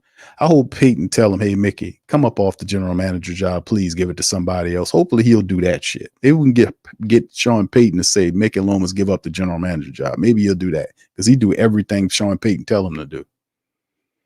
Like Sean Payton is like he's the ventriloquist and the dummy is Mickey Loomis, and he makes him talk and move. I mean, it's just unfathomable, man. So at the end of the day, this is where we are. And then you got Dennis Lauscher, who's a glorified treasurer, and a brand ambassador, and Gail Benson. And Dennis Sadler is such a nice man. He's such a nice man. That's what Gail says. Yeah, Dennis is such a nice man. Yeah, he is nice. That's why I gave him a 5-year deal, $7 million a year. He's a good coach. He's such a nice man. All right, Ty says, I think Dennis knows something about the Saints that Mickey doesn't want to be exposed. Ain't know what this dude's still employed. It don't make no sense, bro. It's Mickey Loomis is a moron, bro. That's the bottom line. He's an arrogant moron. That's what's going on here. I've been fully exposed, Mickey Loomis. That ain't even done. That ain't nothing to say. Yeah, brother Gerard, there you go, bro. Don't y'all go to another damn game or to DA on the street, bro. We gotta have it. Yeah, that's what it's about. And I keep telling, I've been on this for a while, man. How long have I been saying this, fam? Because I be doing all these shows. I forget. I do a show damn near every day. I be forgetting. I'm sorry. I do shows. I don't know how many shows I be doing. I do so many shows, and I be doing stuff from Pelicans and all this. My streams get mixed up sometimes, so I gotta apologize. But I've been on this. I mean, y'all tell me. It's been a while I've been saying this about me. I was like, fam, Mickey Loomis and I said Mickey Loomis is we done overvalued Mickey Loomis. Mickey Loomis wasn't making these decisions. It was Sean Payton telling him to do it. The greatest thing that he did was cook the books, and that hurt us. It's been a long time I've been talking this, man, about Mickey Loomis. He's the problem. They gave that dude too much power, and then none of these other people don't want to tell him nothing. That's an issue. I don't know. L-Dub says Mickey says he talks to Gail all the time. She's aware of him losing. I'm sure he's gaslighting her with some experience. Ain't nobody that's that want to keep their money gonna be ain't nobody. If you're an owner of a team and somebody told you y'all on the 6-game lose, you know the team on the 6-game lose streak, there is some concern because the natives are restless. Because you're in territory threatening to be a non-playoff team. You cannot lose 6 games in a row at any point of the season, especially in the 3rd year, and expect to survive and keep coaching. That is not how it go unless you got a simpleton running the team that think he got all the power to override and to absorb whatever the family base is. This dude is really discounting y'all role. That's why I say it's time for us to teach him a lesson. That's a strong message too. At first, we had a few people, but a lot of people named they own the game. The man is old. He needs to be replaced as the general. You keep the VP job. I don't care about that. Keep your little VP job, but the real power rests at the manager job. And he said, I don't think I ain't know what you're doing with your subcontract and all that GM manager job, dude. Is the daily evaluations and all that stuff out to these other people you hiring. I see him subbing that shit out to these other former general managers, man. You're not slick. A man that no game, man. Ain't nothing that you can do that I can't see. Oh, that's why we call it out. We've been calling this dude out, man. But like I said, fam, at times it can get annoying, but at the end of the day, this is all necessary. And I'm glad the vast majority of the Who Dat Nation recognizes who the problem is. They recognize who the problem is. That means that the attention will get to where it belongs. It'll get where it belongs. And then we can finally get some healing going on after we get all this done. But it's coming. The purging process is coming over the next 3 weeks. Watch what happens. Next 3 weeks. All right. Arvin says Cesar Ruiz is only good these days for eating a bowl of Caesar salad. He became Caesar Salad Ruiz. Y'all remember I used to call him that because the dude only really had one good season, right? That's what I was telling people. Like, man, Cesar Ruiz, man, only had really one good season. The rest of the season was like, he gets beat a lot. He got beat last week, and I know he kind of rusty, but he got beat at the end of the day when you're supposed to be least rusty, I guess. I don't know. But Cesar Ruiz is another former draft pick. They paid him, but I don't know. I just think the guard position, man, I don't know about that. I don't know, but he's become Caesar Salad Ruiz, man, because he getting sliced. He got sliced and diced there. He got beat. He gave up a sack. It just, they don't look good, man. Mad Drummer says, Q, Dennis Allen is the human version of people who tried to cook food quick and in a hurry. All right. All right. What's up, brother Jarrell? Shout out to you. Says, Q, which coach do you want? I don't know, brother. Anybody but Dennis Allen, right? I ain't going to say that. I'm just kidding. But once you got to go through the process, right? And get rid of Dennis Allen, and then you got to get your interim coach. That's the first question. If you fire Dennis Allen, which will happen during this year, You got to get an interim coach to take over the team who will be interim coach. And then once you get toward the end of the season, who's making a hire for the next coach? Is it Dennis Allen? I mean, Mickey Loomis? And if it's Mickey Loomis, then do you believe in whoever Mickey Loomis is going to hire? Do you believe that he'll be competent enough to go out and do a real hiring session to find a competent coach to lead the team? Does he even know what kind of coach that we supposed to have? Is it an offensive guy? Is it a defensive guy? Who is he going to target to take the team forward? And whoever he brings in here, it won't happen right away because he will be he'll be stuck with guys that's from Dennis Allen's tenure, like Derek Carr and all these guys. So it ain't just like go get a coach, man. That dude he ain't coming here with no blank easel. He come in here with somebody else painted the picture, and he got to take it and clean it up and do all this kind of stuff. That's what you. So if you're gonna do that, you better not have no new coach. You better not have a new coach.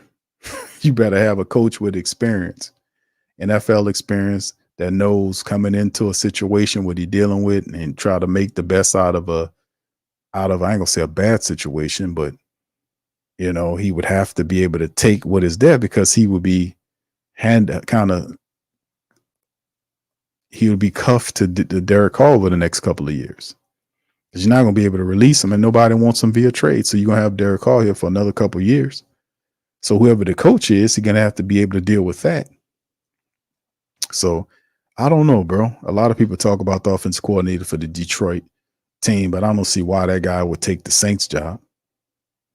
There'll be a lot more attractive jobs than that that'll be out there, except for the Saints. Who running to get to the Saints so they can coach Derek Carr? I mean, come on. I'm just asking the question. So I don't know, man. That bears some more research, man. But there's questions before we even get to that. You see all them questions I asked before we even got there? Ain't that them shit? Oh, goodness gracious. Oh, this now we're gonna do a wellness check. How everybody doing, man? Let's do a wellness check out there. Is everybody okay? Put your hands up if you're all right. I'm doing a wellness check.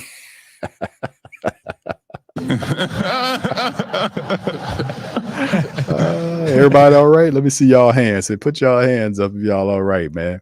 I'm doing a wellness check. Y'all all right? Y'all put y'all hands up. All right. Wellness check. I'll be the first one. I'm all right. I'm all right. What's up, Ashley? She says, hey, Q and fam, we reconstructed the disappointment. We need another Jameis moment without the apology from DA. So they know we're the Saints. Thank you. Appreciate you, Ashley. Much love to you, Queen.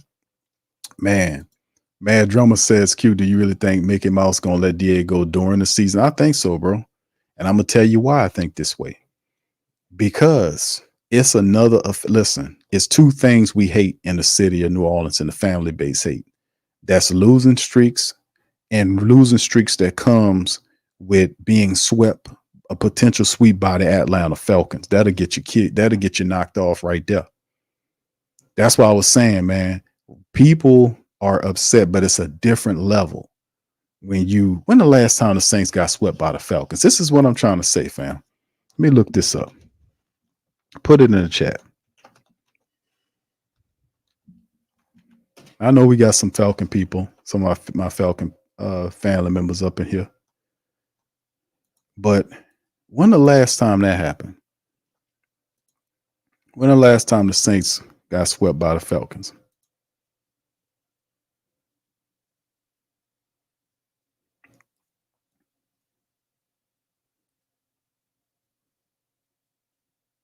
That was way back in, they lost 3 games straight to the Falcons. And that was way back in 2016. Yeah, and they lost to them they got swept by the Falcons in 2017. Yep, in 2017. They lost, hold on. Yeah, December. No, was it a sweeping? I don't think it was a sweeping. No, they ain't get swept by them. They lost. Hold on, let me get this straight. Okay, that was a win right there. That was a win. And then the next one back in the 9th of 26 of 2016, the Falcons beat the Saints. What was it? 45-32. That was in 9/26/2016. And then January the 1st of 2017, the Saints lost 38-32 to the Falcons. So I want to say it was 2016-27. Oh yeah. Yeah, I want to say, well, they lost 3 straight games to them, but that was between December the 7th of 2017. The Saints lost 20-17, and they were in Atlanta. January the 1st of 2017, the Saints lost 38-32 to the Falcons, and then 9/26/2016, the Saints lost 45-32 to the Falcons. That's been the last time that the Falcons had a 3-game winning streak on the Saints. Was 9/26 to 12/7/2017. That's the last time. Anything prior to that goes all the way back to 2002. And then there was a streak of games from 99 to 1995 where the Falcons won 1995. From 1995 to 95 to 99, the Falcons won every game. It was like a 1, 2, 3, 4, 5, 6, 7, 8, 9, 10 game winning streak by the Falcons from this was 95 to December 05 of 1999. Then the last losing streak we had to the Falcons was 9/26/2016 to December 24th of 2017, and we lost 3 in a row to the Falcons. That's what I'm saying. It's different when you lose. It's different when you lose to the Falcons, fam. It's different. You can't be expected to keep your job if you get swept by the Falcons, dude. You know what I mean, bro? Paul says, Q, do you think Saunders and Shepard are the worst defensive tackle Saints have had in a while? They look like Norman Hand and oh my God. Norman Hand and Sheldon Rank is too fat and slow for real. No, I think Bink Saunders is good, but Nate Shepard, I've said this when they signed him, I always considered him a reserve defensive tackle. I thought he wasn't supposed to be no starter. I thought he would be good in that reserve role. Saints used him in that capacity. But they haven't been a dominant tandem. And Brian Bresee was drafted to come along, and Brian Bresee should be starting for the rest of the season. You know, he got to work on that tackling and all that kind of stuff, or the run support. But that's what you got to put him in there. That's a first round draft pick, man. You got to put him in there. So yeah, Bink Saunders and Brian Bresee should be the starting interior men for the rest of the season in my book. And Nate Shepard needs to be a reserve dude. And I disrespect him for trying to hurt that quarterback, because that was some dirty shit. I ain't for that, man. He was trying to twist that guy's leg and twist and hurt that guy. The bull. I don't Dennis Allen with that bullshit. But that was some BS, man. I wasn't right. I'm not rocking with that, man. I didn't like that at all. What's up, brother Judah? How you doing, sir? Saints for life. Big up to you. Says, yeah. Oh no, I don't think he coming here, bro. That guy. Jason says Bill Bell or Jay Gruden. I don't know about any Grudens. It might throw John Gruden a lot of, yeah. Oh, he said John Gruden. Yeah, I thought you meant Jay. You know, Jay John, like his brother Jay. John Gruden could be a thing. I don't know. It could be. If Derek Carr has any power, that could be the next move. I don't know. It's all crazy, man. I don't know why the Saints, the NFL's, and John Gruden's case is not completed. Even though John Gruden, shout out to John Gruden, man. Doing really good, man, online doing his breakdowns, man. He seemed like he found the love of the game again, because prior to that, he was kind of upset and all that. He found a way to tap into the love of the game. So I applaud John Gruden for doing that much. But at the same time, his lawsuit against the NFL is still very relevant. They reversed the ruling. So they're going to hear what he needs to hear. So, you know, the truth can come out about what's happening with old boy up there running the league. They were like, the court was like, I was like, why would the court make a dumb decision like that and say, okay, yeah, it's fine for the arbiter. This case can go in arbitration. I'm like, hold on, how is that possible when the arbiter is the guy you suing? They're not supposed to allow that. And ultimately, they came back, voted again. Now he gets his way. So that's good for him. But that would be a very weird hiring, being that he's it's crazy. Thank you, brother Paul. Yeah. College, yeah, he says college, a college level head coach when not working all this is just hard to win. Yeah, you need an experience. I don't know who the guy gonna be, but I know that with the attributes we would have to need, you have to be a guy that's incredibly adaptable to what you got. You don't have you're gonna have to come into New Orleans with a team that's already built. You can't pick your own quarterback. You still got the quarterback here on a massive contract that you're stuck to for the next couple of years. And it's just, you would have to have that type of guy. And it does make sense if John Gruden's the guy, because he worked with Derek Carr before. Derek Carr probably has sway with Mickey, and that probably would be the hire that would go. And that would probably be the guy that would make something like this work, because you would have to have a veteran coach to do that. But the problem is that he is currently involved in litigation against the NFL. How's he going to coach in the NFL? And he's suing the commissioner. How does that work?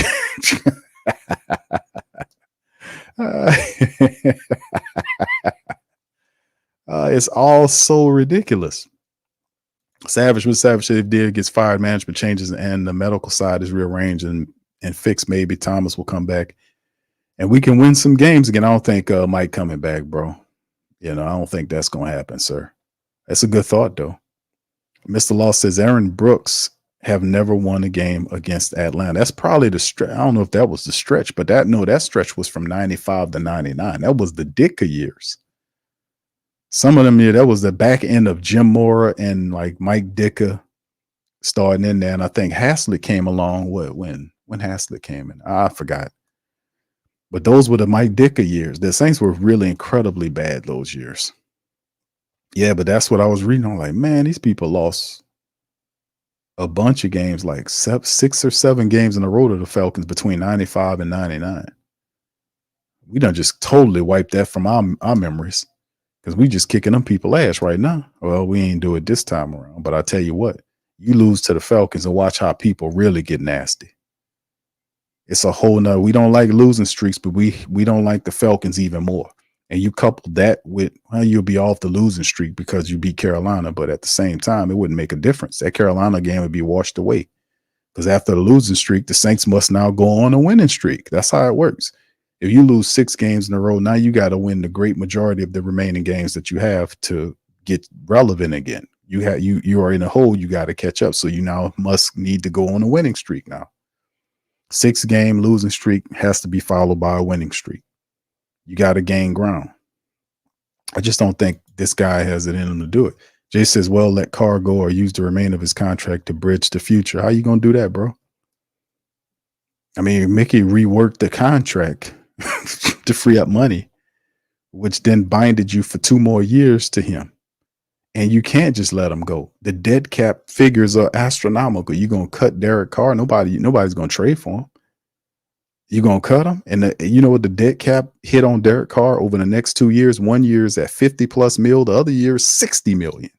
You're going to swallow 60 or $50 million worth of dead cap money? The answer is no. And then you're going to be 70 to $80 million in the red.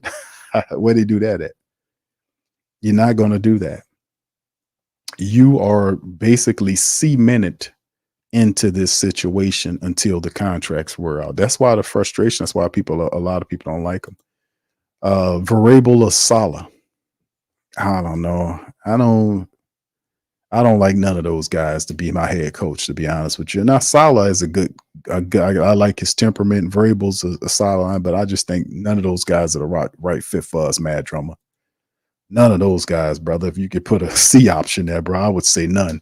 Saints Pales Chop Shop says if we lose against Carolina, then AD should be fired immediately after the game. What's good, Q? Shout out to you, brother. Appreciate you. Kai. Okay, Kai. Shout out to you, bro. Yeah, it's the worst team in the league, so you're right. Pelican Nola says he says, Big Q, the only one I could see Is Clint Kubiak daddy Gary Kubiak? Oh no, not Gary Kubiak. No, not him. He's been out of football for years. That would be a disaster. That would be a disaster. I prefer an offensive coach. I really would over a defensive coach. I would prefer an offensive minded coach because the Saints are not, empty of offensive talent. They got talented people that are mismatched nightmares, but you got to know how to use them. And Clint Kubiak comes from a good system, but the problem with Clint Kubiak was when guys got hurt, he didn't know how to use the backups. And then when guys are hurt, he don't know how to mix the reserves in there along with the hurt players to get something going. And that's a problem. Another problem is these guys are not fixing this offensive line. They got bad problems with this offensive line. This offensive line is not run blocking. You're not going to have success like that. And watch with Derek Carr again, and people think it's going to improve. Number one, Derek Carr is going to be rusty in this Carolina game. Don't expect him to come out and throw for 300-400 yards. It won't happen like that. And they still got to give Derek Carr a running attack. I seen something about Derek Carr. Somebody saying he's supposed to be a savior. Derek Carr has never been that to the Who Dat Nation. No disrespect, but he was not brought down here to be a savior of anything. He was a guy that's still simply a guy we wanted to don't make any mistakes, throw the deep ball. He was a deep ball thrower to be able to reach our weapons that we have to stretch the field. And just, don't hurt us too bad. Don't throw interceptions, that kind of stuff. Stay within the flow of the offense and don't do too much. That's what we expected out of Derek Carr. Never no savior type, because Derek Carr is in there. If he plays, and more than likely he plays against Carolina, they win because Carolina is not a good team. But still in all, if the Saints can't run the football, what do you expect to happen? Especially when they play better teams, they got to still run the ball, and not running the ball will not help Derek Carr. He needs a running attack just like the other quarterbacks we've seen play. They need running. They need balanced offense to have success. They can't do it by themselves. L-Dub says, Q, it was 2014 when the Falcons swept us. 2014. Okay. Thank you for that, bro. You had to do the research, huh? Oh, you mean keep him as okay, Jason, I got you. I meant keep him as a bridge. Okay, a bridge quarterback. Okay, well, yeah, I guess we would have to, right? Yeah, I guess you're right. We would definitely do that. He says, I forgot the names, but I know there's some Lions and Viking coaches' name being thrown. Yeah, Ben Johnson's a guy a lot of people talking about. I don't know if he comes here. Carr's not a savior at all. He's inconsistent, sometimes good, sometimes bad. There's a reason the Raiders released him. I think Derek Carr works in the play action offense. That's all I can say about it, bro. That's what I've been consistently saying, Been saying that consistently. Derek Carr is good in play action. If you get him in play action, he can help you. If not, he's going to have the same results as Spencer Rattler and Jake Haener. He can't be counted on to win a game by himself. He don't know enough of the offense. He coming off of 3 games? 3 games. I'm giving the Saints the victory because Carolina's not good. They're not a good team. But yeah, you're right though, Kai. If they lose to one of the worst teams in the NFL, he should be fired on the spot. And if he's not, then he's the team. The Atlanta game is going to be interesting. But I'm appreciating all this. Trust me, I am. I really am. What's good? What's up? He said, what about Joe Brady? I don't think he's ready, bro. Joe Brady's not ready, bro. He ain't ready for this down here, man. He ain't ready for this. You better send him to a young team where they got patience to build. Around here, not too many people can survive down here, man. Because we don't. When you come here and take this job, we expecting you to win right away because the time window still will be. Just because you get rid of Dennis Allen don't mean the window don't go away. It's still 2 years based on the current agreements. So the time window doesn't go away. You just get another different coach. He would have to deal with those restrictions and deal with all that pressure that come with it. So like I said, they think it's a small town, all this kind of crap, man. It's small town, but the pressure is like big city, man. We want you to win, and you got all that you need. You need to win. Yeah, looking beyond the results. I keep gonna look at that checkbook in a minute.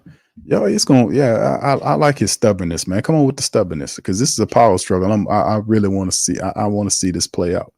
So with the possibilities of McKinstry, Lattimore, and Debo possibly out, what are you gonna do there? I mean, it's not. I mean, they did pick up a veteran defensive back. They signed a veteran. Maybe it's one of these guys. Trey Herndon, it's a 6-year veteran cornerback they picked up the other day. So, I mean, it could be maybe not both of these guys, both of them having hamstrings, Lattimore and Kool-Aid McKinstry. Maybe one of them don't play. You know, we'll see. We'll see. No, Big Belly is still here. The time window is still here, Belly.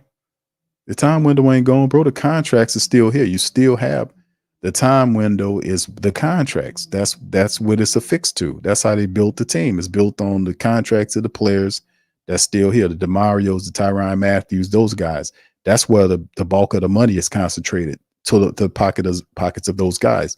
That's what we talking about. The window is built contractually between those guys, and that's why it's a pressure to win within that time frame. Because once those contracts are over with, the team basically will just kind of dip down into a real build stage in a couple of years. Then you would have to literally go out and start all over again.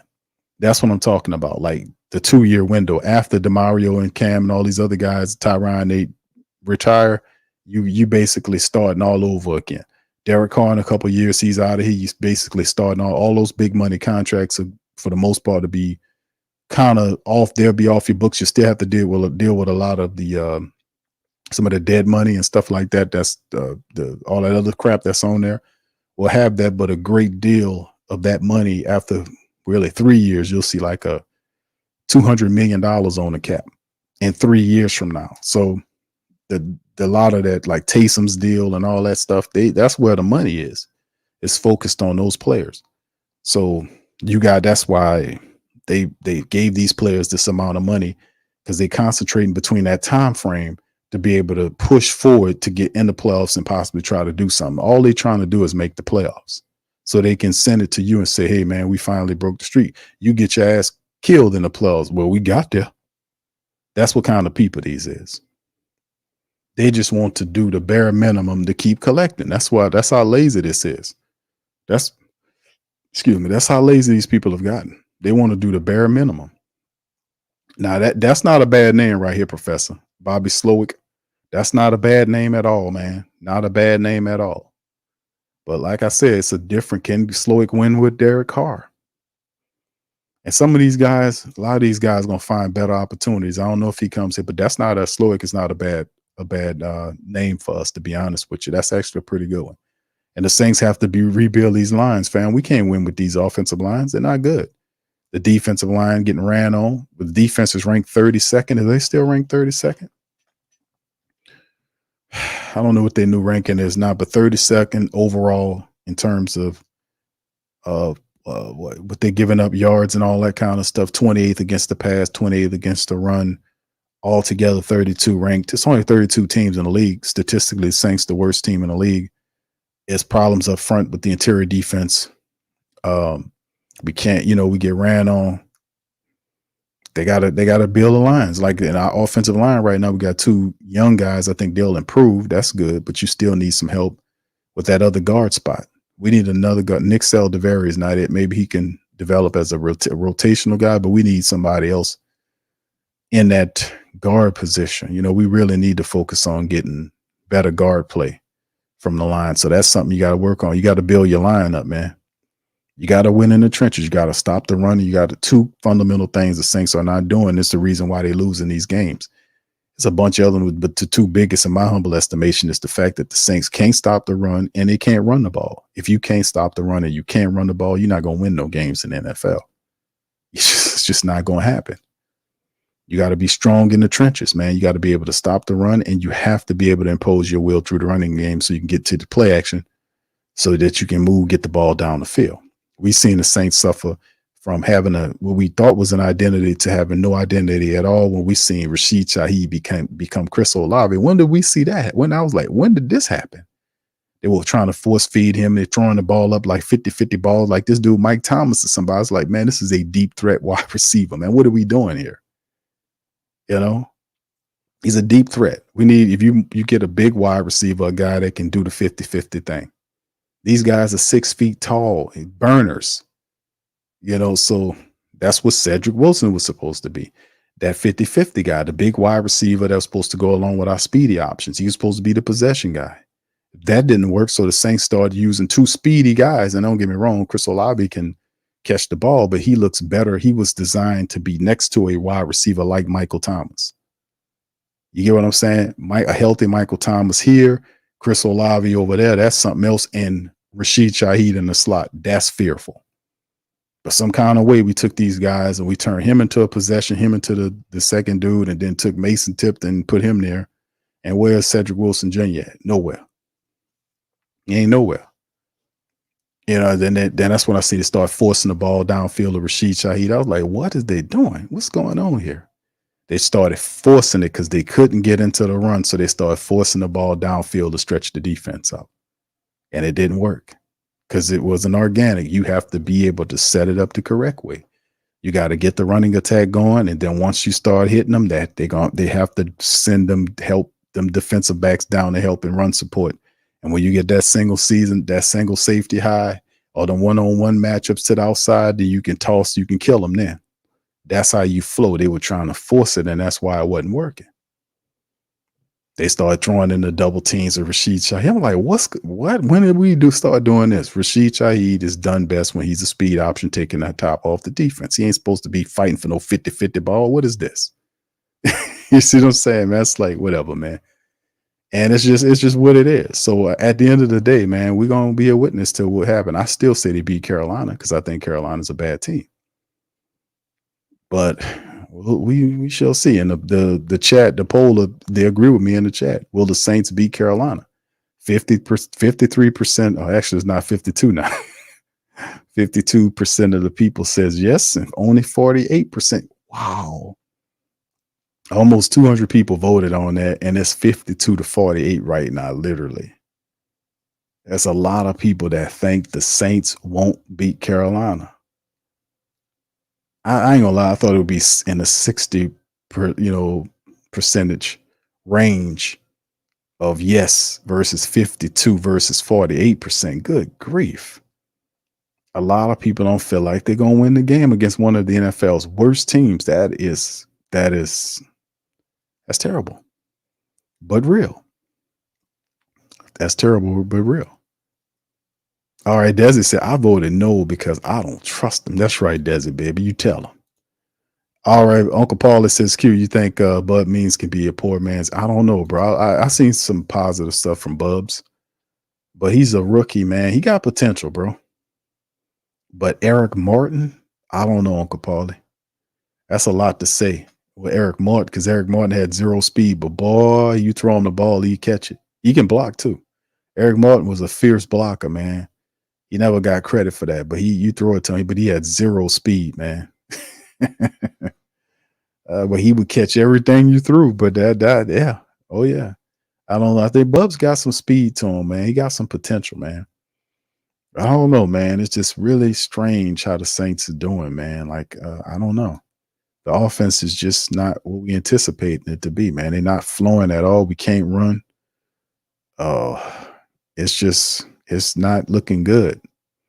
We scored 8 points last week. The previous week, y'all know we scored 18 points in the last 2 games, offensively speaking. They scored 18 points over the last 2 games. Good God. Lord. 18 points in 2 games from an offense that was averaging like 40 points. Oh, my. Yes. Yes. Oh, yes. Let it rain. All right. It would be, yeah, Jason said it'd be nice to have A.T. Parabot right now. You ain't never lying. He said, that's what I'm saying, bro. The med staff is a part of the problem. Yeah, you could be right, bro. Yeah, they got a lot of soft tissue injuries that's going on. Yeah, they have to look at that, man. When you start seeing so many soft tissue issues like that, man, you got to start looking at a lot of stuff, man. You know, usually when you hit that 6 game, they're in dangerous territory right now, to be honest with you, fam, because they basically will have to win the great majority of these games because they done let all of their little error for whatever they're going to do. It's all gone. You lose 6 games like that, you got to basically go on a winning streak for basically, you really don't have any room to lose any more games. You got to then go on a 5 or 6 game losing streak. And I don't think they'll be able. They're just too incompetent with the basics right now, man. We can't stop the run or run the ball right now. That's a big problem to have in the middle of the year. That's a huge problem to have. Yeah, A-Camp says I'd rather have an offensive-minded head coach. I agree. I prefer the same. Uncle Paulie says, you think Kubiak has quit on Dennis Allen with some other coaches on the team? I don't know if he quit on him. I don't think Kubiak quit on him. I just think Kubiak's issues, he's not adjusting, bro, to it's disappointing because I had high hopes for Clint Kubiak. I really did coming into the season. And the fact that a lot of the problems with the Saints losing, offensively speaking, is because his inability to get people involved in the offense when his starters got hurt. That's what really kind of disappointed me about Clint Kubiak, because I was like, dude, if you get, because Jordan Mims and all these other guys, these guys were being used well in preseason and in training camp, and then when the regular season came, he acted like he didn't know how to use them. Like Jamal Williams is a tragedy, man. If we're not going to use Jamal Williams, you should trade him, bro. Get Jamal Williams because he's making all this money. Just trade him, bro. And I like Jamal, but it don't do him like this. Like you got, okay, Taysom come in. He don't use him at all. He got like 2 carries a couple of games before. 2 carries for a rhythm runner. He got 2 carries a couple of games ago. Then last game, they jumped Kendre Miller ahead of him in a running back rotation. I'm like, okay. And then Kendre gets hamstringed again. Then they throwing Taysom in front of him. I'm like, man. So it's like, dog, just trade Jamal Williams, bro. Because y'all don't know how to use the man. And then people gonna say he's garbage. I'm like, no, he's not garbage. The Saints are garbage because they don't know how to use him. The guy just had 17 rushing touchdowns 3 years ago. So now he's garbage all of a sudden? No, it's more likely the Saints are garbage and how they're using the man. What's up, Barbara? She said, looks like like Herbert's offense. A-Bear's offense. Is that A-Bear's? I'm sorry, A-Bear. Thank you. Thank you, Barbara. Appreciate you, Queen. Thank you. Get fucked too kind. Thank you, Barbara. Appreciate you. All right. Much love. Jamal got most of his TDs in red zone situations carried by the around. We can't even do that. When the Saints were in the red zone, do they put Jamal Williams in there? They sure don't. They don't even use him in that way. I'm like, dude, what we got him here for? What is Jamal Williams here for if we can't give him the ball in the second half or in goal line situations? What is Jamal Williams here for? I don't know what's going on, man. Yeah, Irvin says he's good in the red zone, but I don't want to keep seeing him run and mess up. He ain't messing up. How is he messing up the offensive drives if they're not blocking? I mean, he hit. That happens to Elvin Kamara. Elvin Kamara get a big gain here or there, but over the last several games, he's been running into brick walls.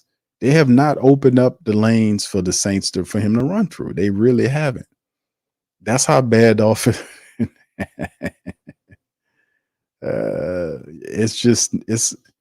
It's not good for runners when your linemen ain't open up the holes, and they using the fullback. Fullback ain't even helping them. I'm like, what's going on here? If you watch the tape, y'all will see it is, and we do it on Patreon. It's terrible. It's terrible. These linemen don't know what they're doing. They shedding late. They get to the next level. They late getting to the linebacker they're supposed to block. They're block, when they supposed to block, help double down on another guy. The guy splits the block for a disruptive play. They pull and totally leave a blitzing player to the opposite side, track down a player down the line of scrimmage. It's just dumb play after dumb play. It's so hard to watch. Like, how are they practicing these plays? What's going on here? They don't know how to run anymore. They lost the ability to run and stop the run. That happened. That's not where you want to be in the middle of the season on a 6-game slide. I promise you that much. They got to figure out how to run the ball, man. Derek Carr coming back, man. He needs a running attack. Derek Carr ain't saving shit, man. Derek Carr need what Spencer Rattler and Jake Hayner before him needs. A running attack. Anyway, let me get on out of here, man. The Pelicans about to get ready to play. Listen, I appreciate y'all for chiming in. Shout out to our show sponsors, Mint Mobile, Teach Henley, and Bet Online for deals on all our sponsors. Shout out to them. Please feel free to check out their links in the description section below. Also, merch and links for the platform if you want to support our Patreon stream. I got some stuff that I'm going to be adding, man. I'm going to put some stuff up there tonight. And some more, and most stuff to talk about on the weekend, man. Because really, it's a lot to talk about that's going on, man. But I need to share some work with y'all on that. But as far as that, the sponsors, check them out. If you want helped out the platform, the links is in the description section below. And like I said, fam, we'll be back tomorrow on the Thursday stream. This is more of the same. Remember, this is a purging process. So, don't turn away. Watch this. Watch this. Watch all this. Do not, because you'll see something that some of us ain't see in 20 something odd years. A lot of the young people hadn't seen was about to happen. They ain't see the bags. They might have heard about the bags, seen pictures of them, but they didn't experience that. See, most of the youngsters was born in the golden age of Saints football, but you go prior to the golden age, you go back right in that the mid 90s to the 2000s, even into some of the 2000s. You see some terrible stuff, and that's how the Saints were able to get into a golden age of football, because always prior to a golden age is always a shitty age. It's part of my fridge, where people was hitting the Saints. They were getting mad at the leadership, and they put pressure on them to change stuff, and they did. It's time again. It's all a cycle. We coming back around to that point where we got to get these people together again, because we blessed them so much so they've never made this amount of money as an organization before. Over the last 20 years, they've caked out and made billions of dollars. They've never been this wealthy before. And all they did was bless you with a mediocre team, with a failing head coach, a potential mutiny as people are holding team player only meetings, draft picks that are not panning out, and undrafted players is playing better than some of your higher ranked players. Make it make sense, right? But this is where they are. This happens all the time. This is in history. This is everywhere. This is the same thing. You about to witness this, this funk about to end. So over the next several weeks, we're going to see some stuff. It's a power struggle, absolutely. But in the end, the people always going to win. Power is always with the people, man, not with no stinking deadbeat manager. The power is always with the people, because we giving you the money. The game over. Once we realize that we funding you and we take our money away, game over with. How you? That's easy. I don't have to do nothing to you. I'll just take this money and put it right on over here. Go invest it in something. Go buy your children something. Hell, do something for yourself. Don't give it to them. They ain't doing nothing with it but disrespect. Hell with them people. That's why I told the family members, listen, man, that's why I bet online. That's why I bet online. The link is in the description. If you can't make money with the Saints, then make money on the Saints, because they're doing it on you. Win, lose, or draw, they collect the same amount of money, if more. They don't give you no free funds when they stink and funk it up. What's good for the goose is good for the gander. Anyway, with that being said, man, I'm on the body here, man. I'm going to holler at y'all. For my Pelican people, I'll be on the Pelican post-game report later on tonight, recapping that game against the Golden State Warriors. I basically guaranteed the Pels will win tonight, so I gotta represent. But anyway, with that being said, I'm out. I'm going to holler at y'all next one. Much love. Who that to you? Peace. Yeah, boogie like Benson, I'm a who that. I'm a who that. Long as I'm living, I'm a who that. Lose or winning, I'm a who that. Sports Coma, yeah, this is where we do that. Where we do that, where we do that, where we do that, where we do that, where we do that. Boogie like Benson, I'm a who that. I'm a who that. Sports Coma, this is where we do that. Where we do that. Welcome, welcome, welcome. Somebody please better help. Running this thing like Elf. I thank God every day I'm not a Falcon. Go to YouTube Live with Big Q and the guys. If you ain't ride or die, the bandwagon get flipped. Been marching in, that was way for the ring. I was yelling out your shade for the championship. Bucking on town, duck down. Falcons, pluck, get shut down. Panthers ain't much touchdown. The vision really belong to us now. So much hate on the Saints, you could probably tell. Ever since Bounty Gate hit the NFL, when things seem fishy and you probably smell the crooked referees or Roger Goodell. Yeah, probably like this and I'm a who that. Every day I'm living, I'm a who that. Lose or winning, I'm a who that. It's the sports coma, this is where we do that. Where we do that at. Where we do that at. Where we do that, where we do that, where we do that at. Boogie like Benson, I'm a who that. It's the sports coma, this is where we do that. You're listening to the Sports Coma with Big Q and the guys on the PRO Media Network.